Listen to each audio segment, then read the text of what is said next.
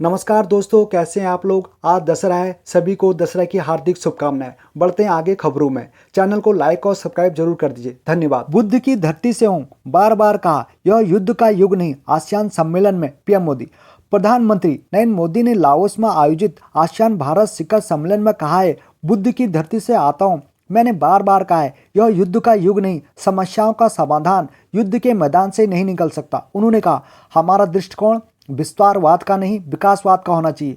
मानवीय दृष्टिकोण रखते हुए संवाद और कूटनीति को प्राथमिकता देनी होगी। केंद्र ने एयर इंडिया एक्सप्रेस के विमान में आई तकनीकी खराबी को लेकर दिए जांच के आदेश।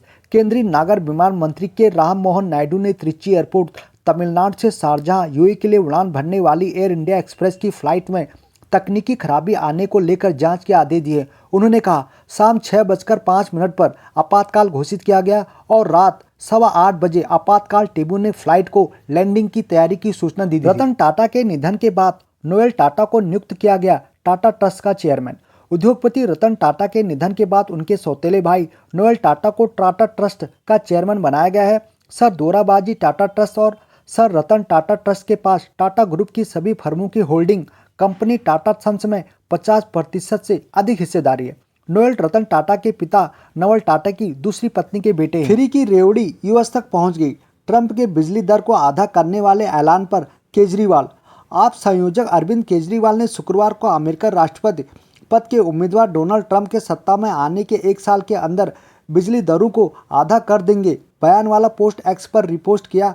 केजरीवाल ने लिखा, फ्री की रेवड़ी अमेरिका तक पहुंच गई। गौरतलब है, दिल्ली सरकार कई वर्षों से 200 यूनिट तक बिजली मुफ्त दे रही है। ट्रेनिंग के दौरान महाराष्ट्र में फटा तोप का गोला, 2 अग्निवीरों की गई जान।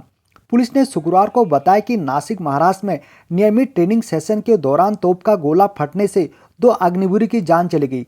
घटना गुरुवार दोपहर की है। मृतक अग्निवीरों की पहचान गोहिल सिंह और सफेद सीट के रूप में हुई है।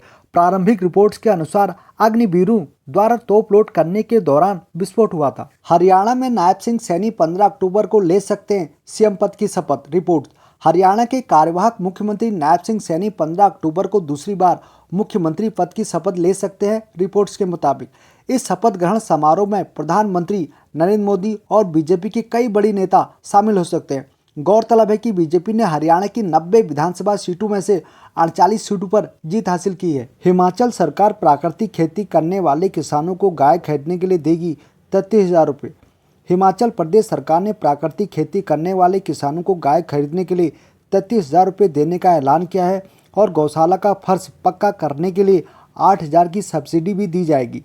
कृषि प्रौद्योगिकी प्रबंधन एजेंसी की सहायक तकनीकी प्रबंधक नेहा भारद्वाज ने कहा, प्राकृतिक खेती में रासायनिक उर्वरकों का और जहरीले कीटनाशकों का इस्तेमाल नहीं किया जाना चाहिए। एलन मस्क ने बिना स्टीयरिंग व्हील्स व पैडल्स वाली 2 डोर साइबर कैब का किया अनावरण। एलन मस्क ने टेस्ला की रोबो टैक्सी साइबर कैब का अनावरण किया, जिसमें 2 गर्ल विंग दरवाजे लगे हैं और कोई स्टीयरिंग व्हील्स व पैडल्स नहीं है। इन साइबर कैब्स का उत्पादन 2026 में शुरू होगा और ग्राहकों के लिए इनकी कीमत $30,000 के अंदर होगी। बकौल मस्क, यदि कारें ड्राइवरलेस होंगी तो उनका 5 गुना अधिक उपयोग किया जा सकता है। जामनगर राजघराने के अगले उत्तराधिकारी होंगे पूर्व क्रिकेटर अजय जडेजा।